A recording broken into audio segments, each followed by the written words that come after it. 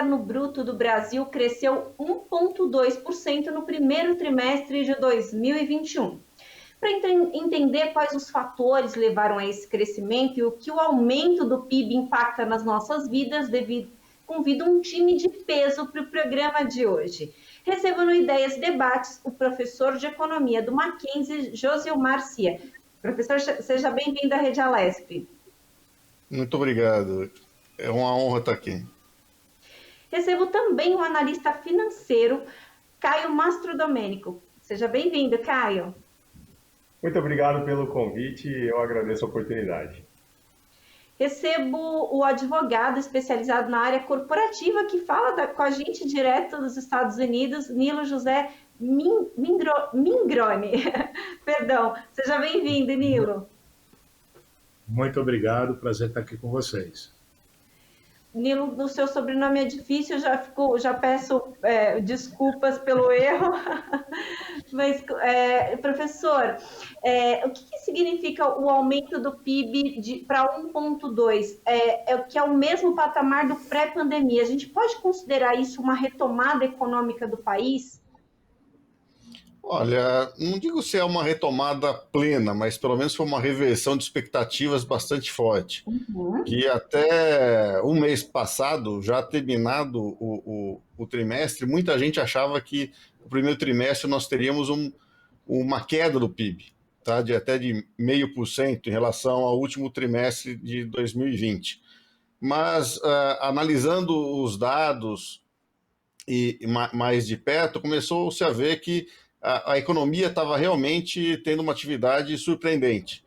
E mesmo na véspera do anúncio do IBGE, raros analistas apostavam num aumento maior que 1%. Quando veio 1,2%, realmente veio uma surpresa bastante grande, que isso se reverteu na Bolsa, na queda do dólar, um aumento do otimismo com relação daqui para frente. Mas ainda muitos dos nossos desafios ainda não foram vencidos, a gente tem uma pandemia pela frente, ainda temos muitas incertezas, a gente tem que ver se isso vai prosperar ou não. Uhum.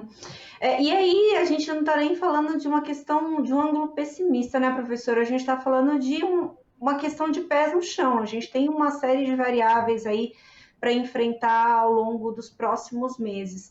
Caio, o aumento do PIB pode ser sentido pela população em termos de retomada de emprego, aumento do poder de consumo, redução da inflação? A gente sabe que é um começo, mas na prática as pessoas têm essa ansiedade de saber como é que isso se reverte nas nossas vidas. Como é que é? Eu acredito que sim, mas a longo prazo. Geralmente, a população mais carente, eles são os primeiros a sentirem o aumento do desempenho econômico ruim, quando ele acontece, né? Por outro lado, eles são os últimos também a terem benefícios como um crescimento do PIB, propriamente dito, no dia a dia ali.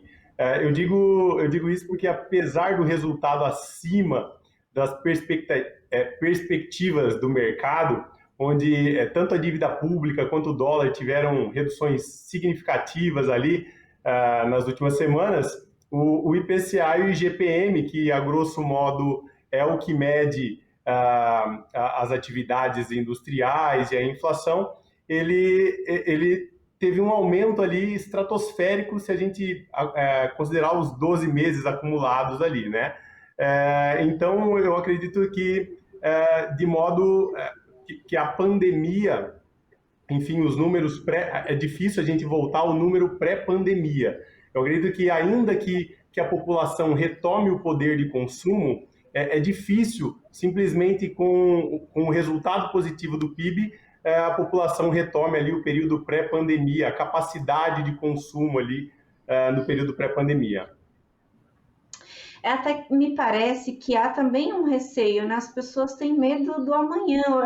A pandemia trouxe isso, né? Então, quer dizer, você não vai pegar a sua reserva e gastar de uma vez sem saber se isso permanece ou não, se tem emprego depois ou não, enfim, são uma série de fatores realmente. Nilo, você literalmente está vendo a questão de um outro ângulo, né, de fora. Você avalia que a melhora do PIB colocou o Brasil de volta no jogo? Assim, como a gente está falando aqui, é um início, mas de alguma forma isso reverbera aí fora, de modo que as empresas que eventualmente venham investir no país se sintam ali motivadas com essa retomada, com esses números que estiveram fora do que estava programado?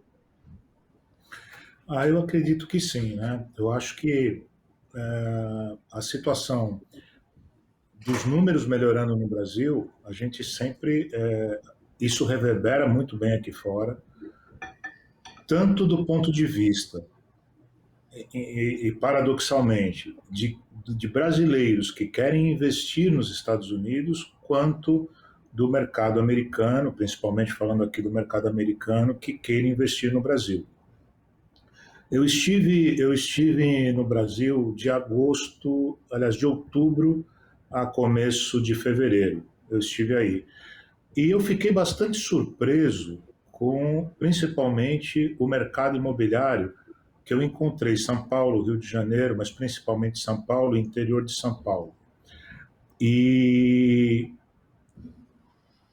é um mercado que absorve uma mão de obra que talvez, aí passo para o Caio de novo a bola, mas um mercado que talvez absorva uma mão de obra mais rápida, né? que talvez possa, de uma certa forma, minimizar um pouco essa questão da mão de obra menos qualificada, mas esse fenômeno também está no Brasil, aqui nos Estados Unidos, o mercado imobiliário muito aquecido.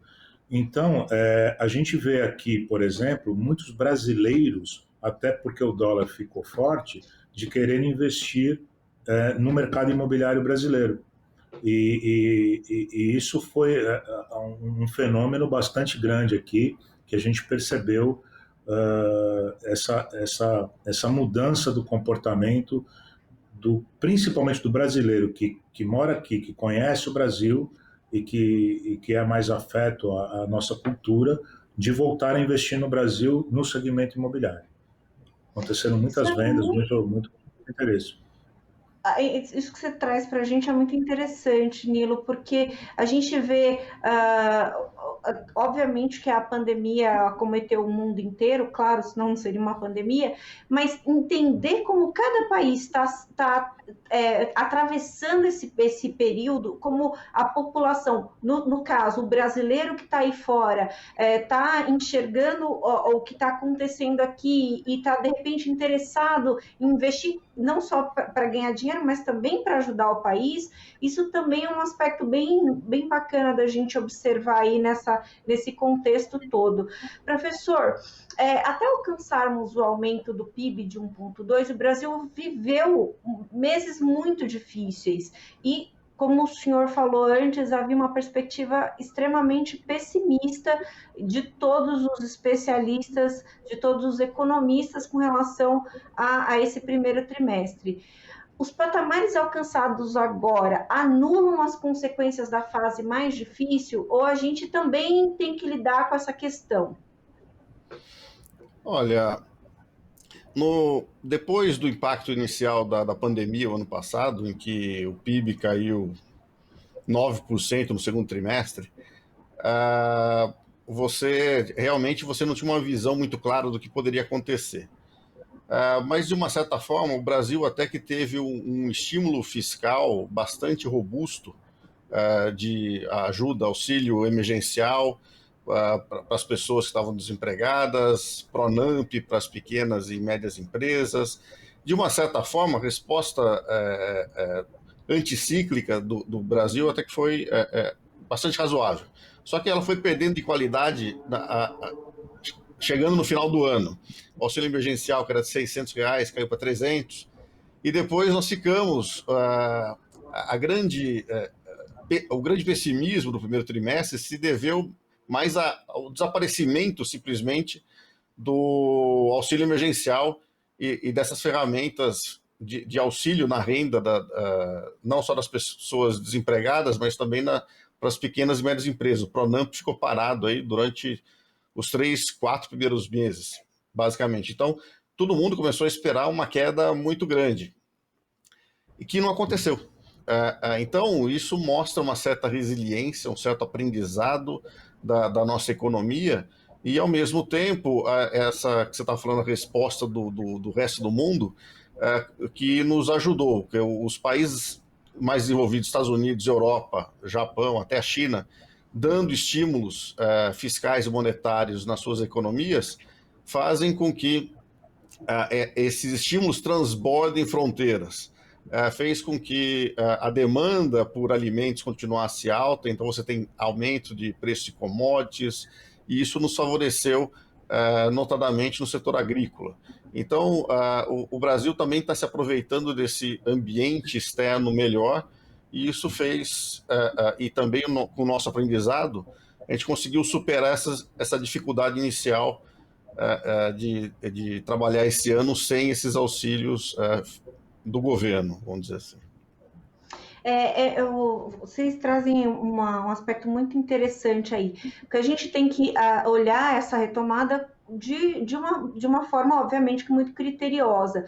Tem a questão do auxílio, que a gente sabe que teve uma importância muito grande para movimentar a economia, ainda que devagar, mas teve uma movimentação importante na economia, e quando o auxílio diminuiu, a gente percebeu esse impacto aí de uma maneira geral, mas tem essa questão do agronegócio, e tem essa questão que o Nilo trouxe também, que é muito importante, desse investimento aí imobiliário. Então, quer dizer, existiram fatores externos também, além do governo. A gente tem que lembrar aqui que no estado de São Paulo a gente também teve algumas formas de financiamento que ajudou. Afinal de contas, São Paulo tem um potencial gigantesco aí dentro da economia do país, né?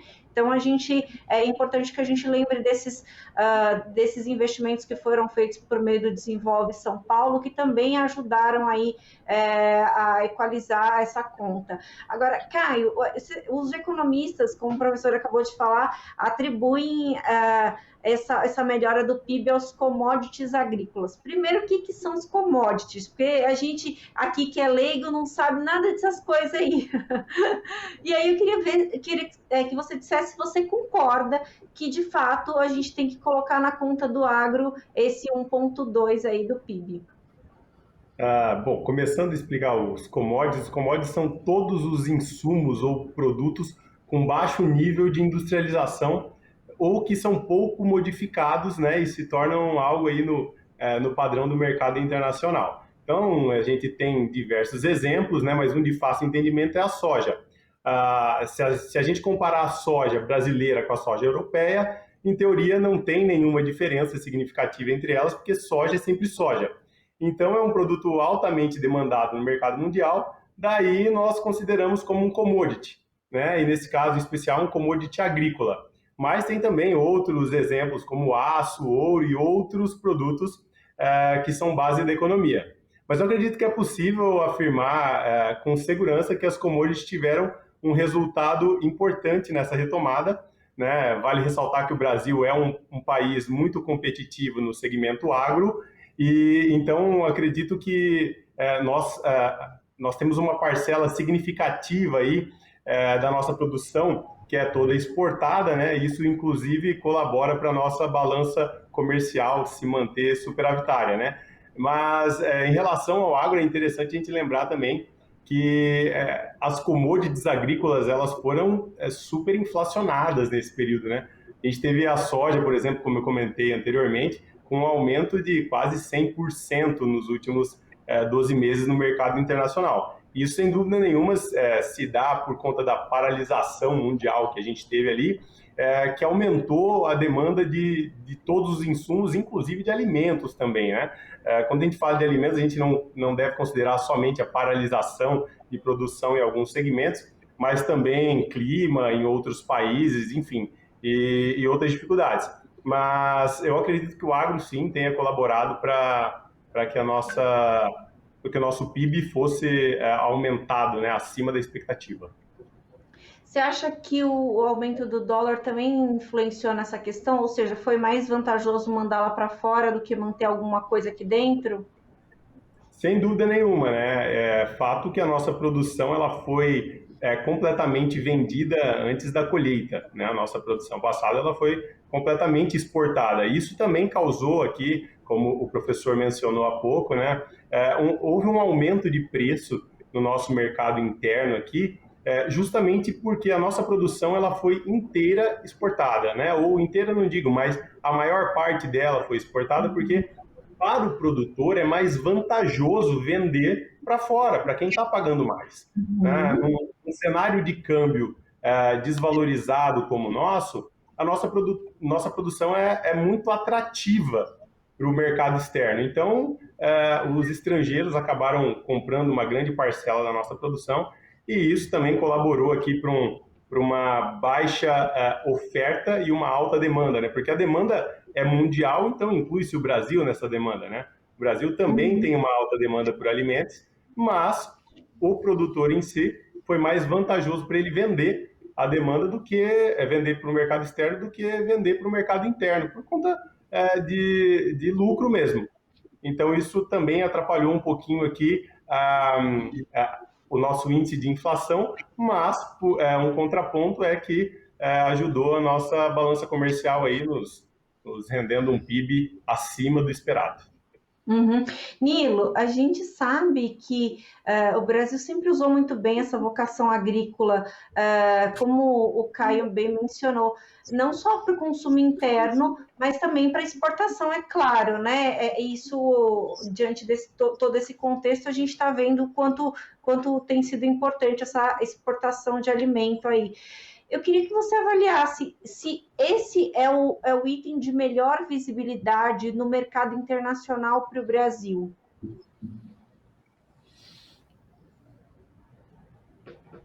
Acho que o Nilo está com problema, né? Eu voltei agora, tinha tido um problema com a internet, eu pensei que a pergunta estava sendo para o Caio, desculpa. Você pode repetir, por favor? Claro, a gente sabe que o Brasil tem uma vocação agrícola muito grande, como o Caio havia mencionado, e tem, obviamente, que é muito importante a gente, tanto para o consumo interno quanto para o externo. Você acha que é realmente a exportação de alimentos o grande carro-chefe do Brasil aí no mercado internacional? Eu acho que é a grande vocação do Brasil, sem dúvida, né? Não que a gente não tenha uma indústria forte, nós não tenhamos produtos acabados ou manufaturados fortes e possibilidade de crescer, mas ainda, talvez a gente entre num outro aspecto, mas ainda a questão tributária, a questão trabalhista, a infraestrutura no Brasil ainda seja um problema muito sério a ser vencido, né, professor? Para a gente poder ser competitivo no mundo. Falando aqui dos Estados Unidos, a mão de obra é totalmente desburocratizada, os processos são totalmente desburocratizados, embora seja uma mão de obra relativamente cara, né, comparado com o que a gente tem no Brasil. Mas o processo trabalhista, o processo de contratação, de demissão de funcionário é totalmente diferenciado. O processo tributário, apesar também de ser um processo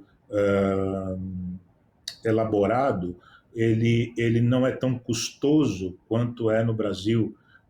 No Brasil, você tem praticamente um departamento fiscal enorme para cuidar da sua arrecadação tributária, impostos estaduais complicados de serem apurados, guerras tributárias, enfim, você tem uma série de conjunturas que eu acho que prejudicam demasiadamente a nossa competitividade em outras áreas. Portanto, um clima que te permite até 2 ou 3 safras por ano, um desenvolvimento tecnológico que nós tivemos aí nos últimos anos através da Embrapa e de todas essas pesquisas na área agropecuária, eu acho que o Brasil avançou demasiadamente nessa área, enquanto que outras ficaram mais estagnadas por conta dessa questão análoga, né, ou paralela, mas que acaba, no final de contas, prejudicando a nossa produtividade. E o nosso produto é de qualidade, né? Então, lá fora, as pessoas consomem um produto que vem do Brasil e esse produto vem com um bom selo, digamos assim, né? Então... Aliás, é o grande medo das grandes potências, né? Com a nossa, por isso que a gente sofre tanta barreira mesmo aqui nos Estados Unidos, quanto à questão de carne, quanto à questão mesmo de grãos, né? A gente tem uma série de sobretaxações aqui nesse segmento. É o grande receio, né, dos nossos competidores na área de agro é isso aí, né? Nossa qualidade e nossa competitividade.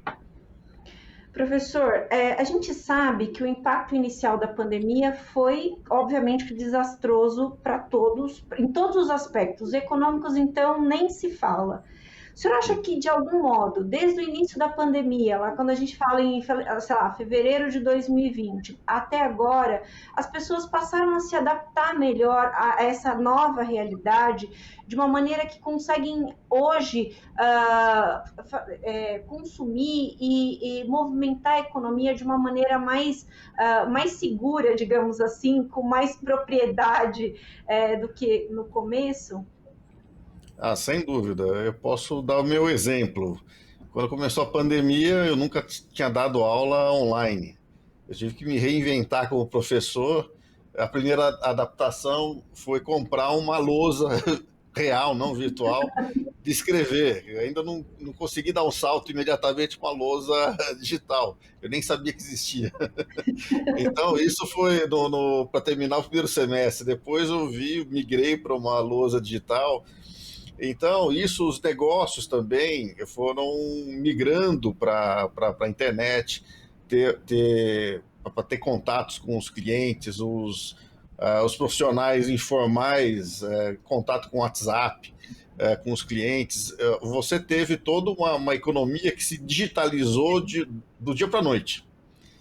Houve um movimento muito grande de alguns de melhor qualidade, outros de pior qualidade, mas de algum jeito eles tiveram que migrar, mudar o paradigma dos seus negócios para continuar competitivos. Então, foi uma transição forçada e que, de uma certa forma, as pessoas se deram bem. O que existia de muita barreira, inclusive mental, foi superada. As pessoas estão conseguindo fazer negócios, estão conseguindo. Então, restaurantes estão mudando. Hoje, basicamente, não é só restaurante, o delivery. Muitos restaurantes que não faziam delivery começaram a fazer. Então, foi feito todo um rearranjo dos negócios. Só que, e também, se você pensar também, só o tempo que a gente perdia em trânsito, e que hoje a gente não perde tanto, houve também um aumento de produtividade, ou pelo menos de qualidade de vida, de uma certa forma. O impacto não foi só negativo, houve ganhos de qualidade de vida, eu vejo para muita gente.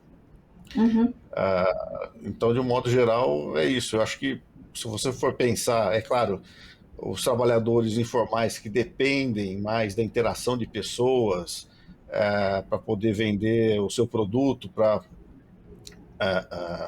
aí esses perderam mais.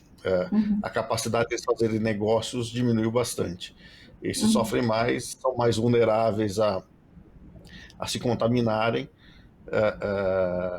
Então, nem todo mundo se deu bem. Existe uma certa pirâmide. Os mais ricos se deram melhor do que os mais pobres, infelizmente. O senhor sabe que eu estava recentemente observando como, avaliando ali o legado, se a gente pode dizer assim, da pandemia, a gente pode destacar, eu acho, que as entregas, hoje a gente pode fazer um pedido aí por um aplicativo e receber em poucas horas coisas que você demorava dias, semanas para receber, né? Então, a evolução que o e-commerce brasileiro teve que ter a força, mas que vai ficar, com certeza vai ficar. A gente gostaria que tivesse sido em outro contexto, claro, com certeza, mas o que trouxe ali, com certeza, abriu-se um nicho de negócios para abastecer essas empresas aí, esses grandes varejos, que vai ficar aí entre a gente, com certeza, né? E a tendência também é aprimorar cada vez mais e dar mais oportunidade de trabalho. Caio, ainda falando sobre essa questão de adaptação, a população foi se ajustando ao valor do auxílio emergencial. Principalmente quem não teve nenhuma fonte de renda, né? Perdeu a sua fonte de renda no começo da pandemia e se manteve sem uma fonte fixa de renda. Como é que você avalia o impacto desse benefício para a economia? E na sua avaliação também, por quanto tempo ele ainda vai ser necessário até para a gente, não só para ajudar essas pessoas, mas como a gente mencionou antes, para ajudar a economia do país? Eu acho que, sem dúvida, o auxílio emergencial ele foi e ainda é fundamental para a população. Mas a gente sabe que essa também é uma medida paliativa. Ela não vai resolver os problemas do Brasil e nem dos brasileiros de uma hora para outra. Eu acho que, muito pelo contrário, até no longo prazo, essa é uma medida que pode gerar grandes problemas ali, como o aumento da nossa dívida, né? Mas se a gente analisar no curto prazo, o auxílio ele proporcionou um aumento do consumo, principalmente de produtos essenciais ali, e foi até o que acabou gerando uma inflação em alguns produtos ali, mas é fácil de constatar, principalmente eu acho esse aumento no preço da cesta básica, né, que foi reajustada devido ao aumento na demanda, acho que até mundial de alimentos ali, e acabou levando o trabalhador até, não sei se eu posso dizer, num arroxo salarial, né, mais próximo disso por conta da perda do poder de compra dele. Então, eu acho que o auxílio, ele sem dúvida nenhuma colaborou para esse momento de retomada da economia, ele faz a economia girar, porque você fomenta a microeconomia, né? As pessoas que estão recebendo o auxílio ali, elas tendem a gastar na região delas. Então, a gente fomenta a microeconomia, que acaba fomentando também a macroeconomia. Eu acho que ele é muito importante, mas eu também acho que ele deve ser muito bem programado. A gente sabe que a população ela tem a necessidade do auxílio, apesar de, como o professor mencionou há pouco, o auxílio começou com um preço mais alto, salvo engano, de R$600, hoje ele é um preço bem mais baixo, né, um valor mais baixo, mas eu vejo como importante, as pessoas estão desassistidas nesse momento, né, e é uma maneira do governo também fomentar a economia, né, o que a gente precisa de fato é entender o prazo de vigência desse auxílio, né, a gente precisa acompanhar a situação fiscal do país, dos estados também, né? Ao mesmo tempo que a gente tem que ter a empatia com os nossos irmãos brasileiros que estão atravessando uma situação de crise atípica, né? E a gente sabe que é passageira, sim, mas estamos em um momento de crise. Então, acho que, assim, cortar o auxílio imediatamente seria uma tragédia, né? Mas, em contraponto, também, se ele perdurar por muitos anos, aí, não sei, né, qual é a programação do governo em relação a isso, pode ser uma tragédia no nível maior, se tratando de uma tragédia fiscal. Então, no meu ponto de vista, eu acredito sim que ele deve ser mantido, né? A população precisa dessa assistência nesse momento complicado. Ele também serve como um fomento à microeconomia, gerando uma demanda por produtos, serviços maiores, que as pessoas tendem a consumir mais.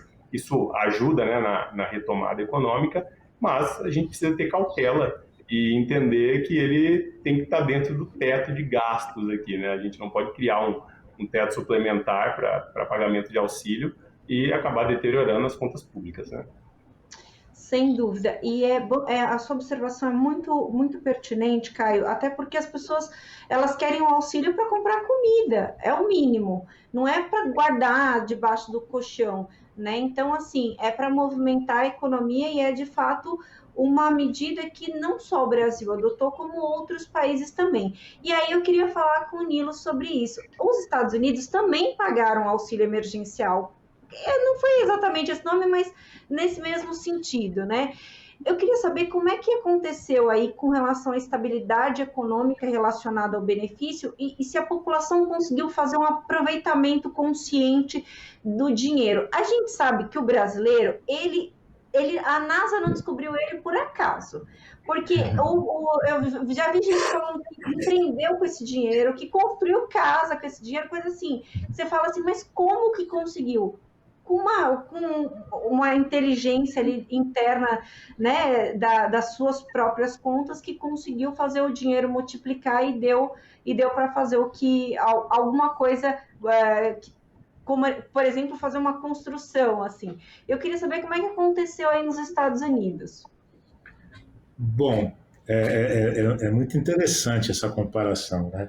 Eu acho que, primeiro, concordo plenamente com o Caio, com o professor Josimar, é uma questão humanitária, né? A questão do Brasil foi muito mais uma questão humanitária do que qualquer outra coisa, né? Os efeitos econômicos, talvez positivos e negativos, sejam consequência, mas inevitáveis, porque, primeiro, você tem que atender a questão humanitária. Agora, se formos comparar a ajuda do governo brasileiro com a ajuda do governo americano, bom, o governo americano, na época do Trump, ele basicamente fez um desconto fiscal. A ajuda se constituiu basicamente num desconto fiscal que era uma antecipação de um valor, isso foi em 2020, ainda durante a pandemia. Ele antecipou uns valores do imposto de renda dos americanos, né? Ou deu um crédito fiscal que deveria ser ajustado em 2021. Já o governo Biden, quando assumiu, ele realmente fez um auxílio emergencial. Agora, quando você pega realidades diferentes, né, o americano, é claro que existe a pobreza nos Estados Unidos, mas ele já recebe o food stamp, né, o Bolsa Família regularmente, aquele que está desempregado, ele recebe um auxílio humanitário que permite comprar comida. Então, esse auxílio, basicamente, quando veio, ele foi gasto de uma maneira completamente do brasileiro que recebeu esse auxílio, como você disse, né, de incrivelmente conseguir fazer coisas absurdas como reformar uma casa, aumentar um cômodo dentro de uma casa, de uma construção.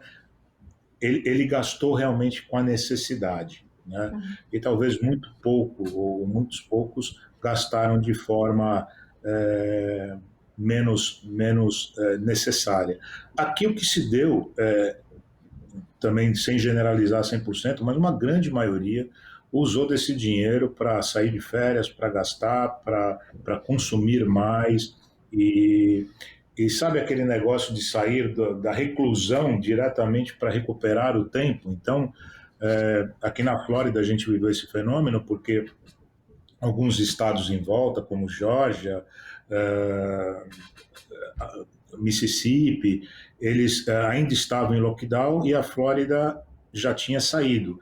E como eles receberam, por exemplo, na Geórgia, o auxílio do governo lá, e não podiam gastar, vieram tudo para a Flórida. Então, a Flórida viveu aqui 3, 4 meses de uma alta nos hotéis, nos aluguéis de carro, em todo o segmento. A Flórida cresceu, talvez o PIB do Brasil, em 2 meses aqui, cresceu. Então, foram comportamentos diferentes, né? Agora, do ponto de vista econômico, a Flórida, que se beneficiou muito desse auxílio, dessa migração interna, e vem experimentando, só complementando, Josimar, o que você disse a respeito da mudança de comportamento e como isso na economia interferiu. Aqui nos Estados Unidos nós estamos experimentando uma migração nunca antes vista dentro dos Estados Unidos. A Flórida tem crescido cerca de 18 mil novos habitantes por mês de migração interna, principalmente de nova-iorquinos e californianos, que estão fugindo dos seus estados por conta do excesso de imposto. Como agora se pode trabalhar por home office, etc., eles mudam para cá para ter o domicílio fiscal na Flórida, que acaba sendo muito mais vantajoso. Então, são comportamentos realmente...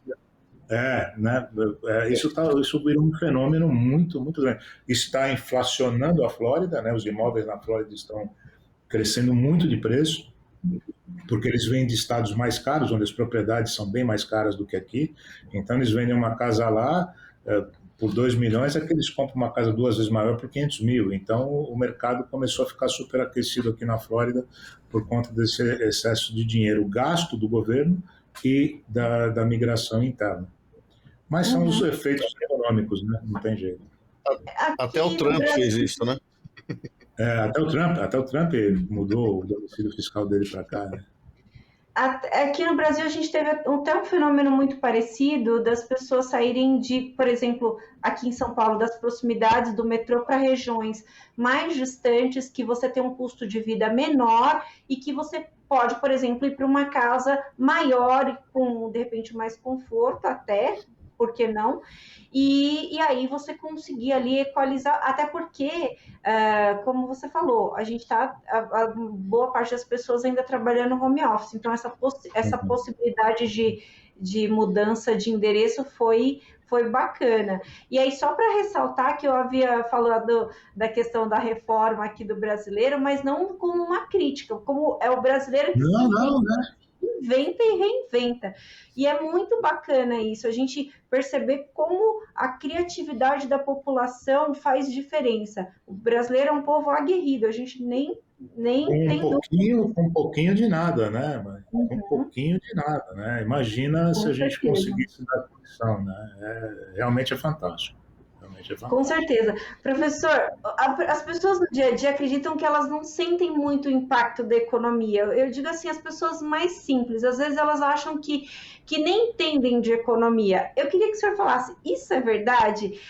O comportamento cotidiano das pessoas pode mudar o rumo da economia? A gente sabe que a dona de casa tem ali uma expertise que é só dela, né? Então, assim, ela pega a lista de compras e vai buscando os melhores preços e, como a gente falou anteriormente, faz aquele dinheiro que é pouco esticar o mês inteiro. Então, eu queria que o senhor falasse sobre esse comportamento também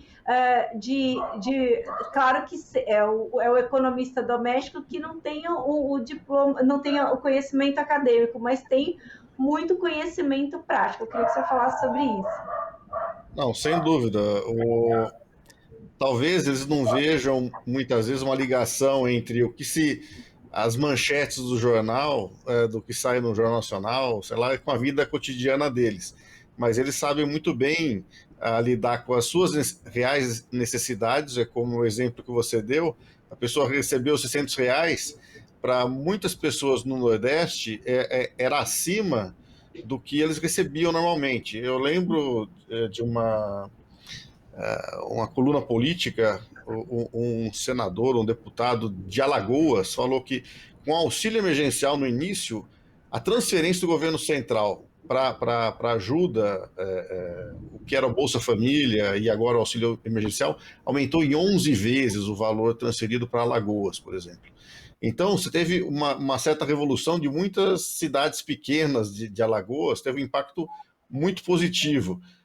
Então as pessoas conseguiam sobreviver com menos e aproveitou essa renda extra, vamos dizer assim, para poupar, porque sabia que isso não vai ser, não vai ter continuidade, e também para aproveitar e investir.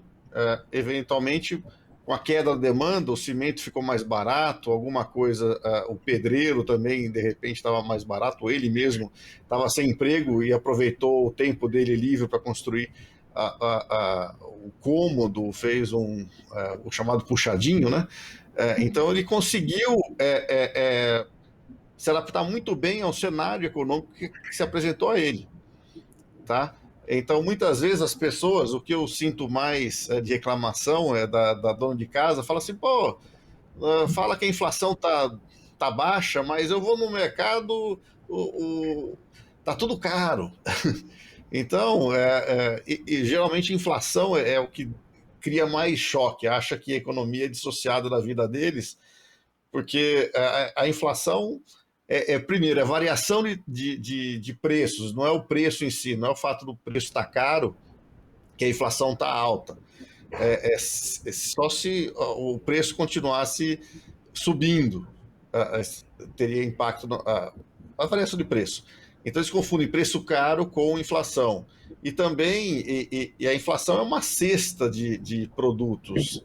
Não é exatamente o arroz, que foi o vilão no ano passado, a carne. Tá? Bastante, o peso desses alimentos muitas vezes é pequeno. Então, esses desentendimentos que eles não conseguem ver a manchete do jornal na vida, no cotidiano deles, mas eles sabem muito bem se virar, sabem as suas necessidades e sabem lidar de modo inteligente, com certeza. Com certeza absoluta. Pega uma dona de casa e fala para ela assim, ó, você vai comprar no primeiro lugar que você aparecer, ela vai brigar com você, com certeza. Caio, a gente sabe que muitos negócios foram forçados a surgir com a pandemia. As pessoas perderam o emprego e precisaram se tornar empreendedoras para pagar as contas, para ter comida na mesa, né? E aí eu queria que você avaliasse isso também, porque a gente sabe, são empregos informais que nem sempre tem, não tem uma linearidade de ganhos. Então, assim, pode haver uma insegurança econômica no país em termos disso, relacionado a isso, econômica e social. Eu queria que você avaliasse como que você pode, como que esses empreendedores que surgiram aí durante a pandemia podem ficar à frente ao país, né? Se pode, de repente, mudar as características econômicas aí do país, ou, como eu falei antes, trazer insegurança. Um novo negócio ele vai surgir sempre a partir ou de um sonho ou de uma necessidade, né? E como você mesmo referiu, a necessidade nesse momento levou o brasileiro a empreender mesmo, né? A diminuição dos empregos formais ali acabou obrigando eles a buscarem uma nova fonte de renda, né? Para poder manter as contas em dia, e acabaram vendo o empreendedorismo como uma saída, né? Eu até escrevi um artigo no começo do ano que falava que a gente está vivendo a década dos MEIs, né? E isso justifica pela necessidade dessa geração de uma nova fonte de renda para enfrentar a crise, né?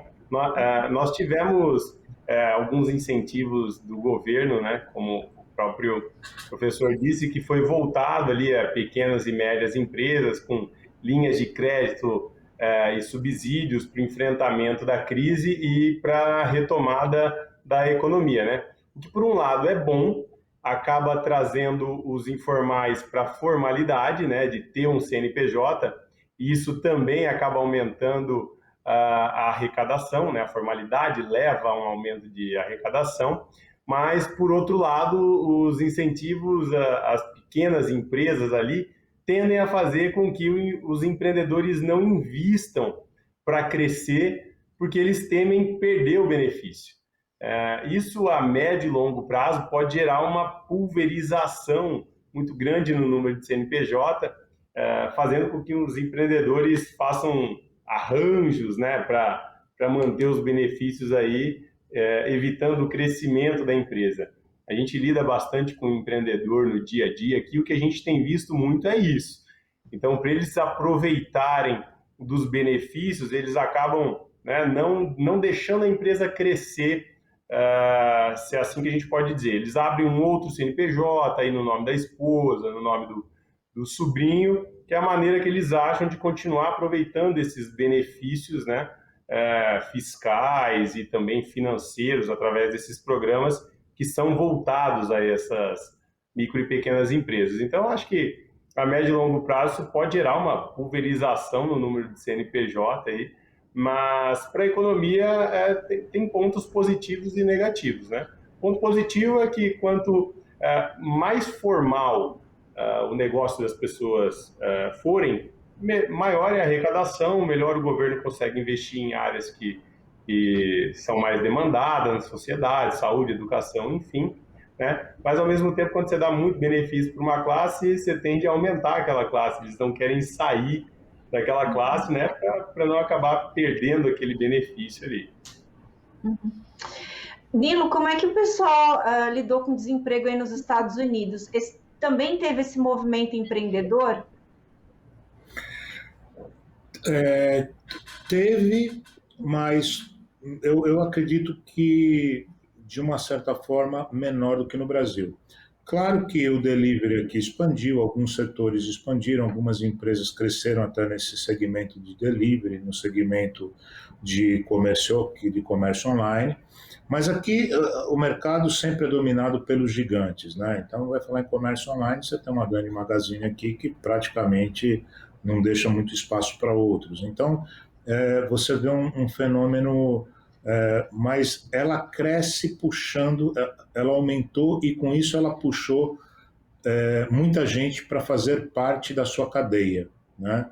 Então, nesse aspecto, apareceram muitas oportunidades para pequenos depósitos, para pequenos armazéns serem distribuidores secundários. Então, o processo mudou o comportamento. Na Flórida, se a gente for falar de Flórida especificamente, a economia está muito agitada por conta de tudo isso que eu falei, da conta... aqui também agora a gente está sendo aberta fronteiras para receber muita gente para o turismo de vacina, né? Também tem criado um outro fenômeno muito grande, as pessoas virem de outros países para vir se vacinar aqui, e como, por exemplo, existem vacinas que o interregno entre uma dose e outra é de 20 dias, então o camarada fica pelo menos 20 dias aqui gastando dinheiro usufruindo do turismo, né?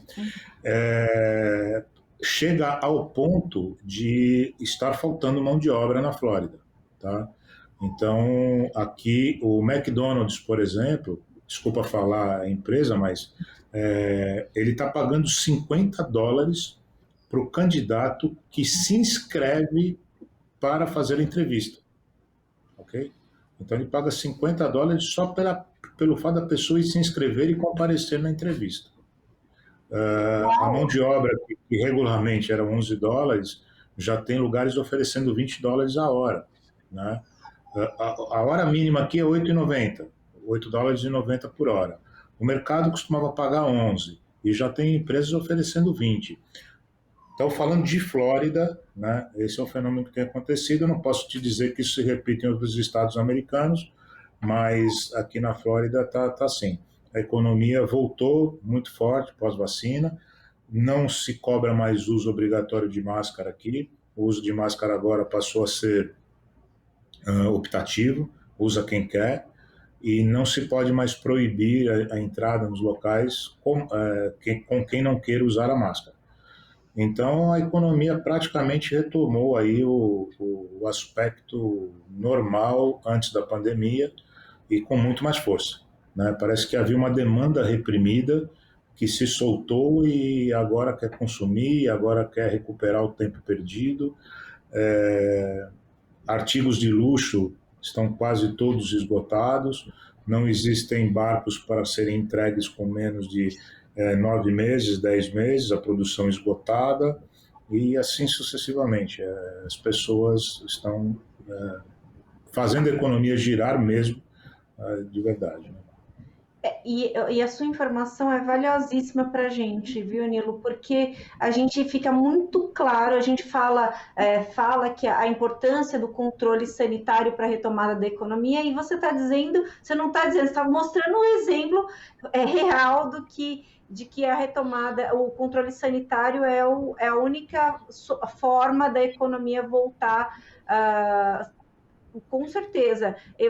Os Estados Unidos, a Flórida, não está nem falando no mesmo patamar anterior. Eu acho que eles já estão pensando num crescimento até maior do que antes da pandemia. Então, com certeza. Com certeza.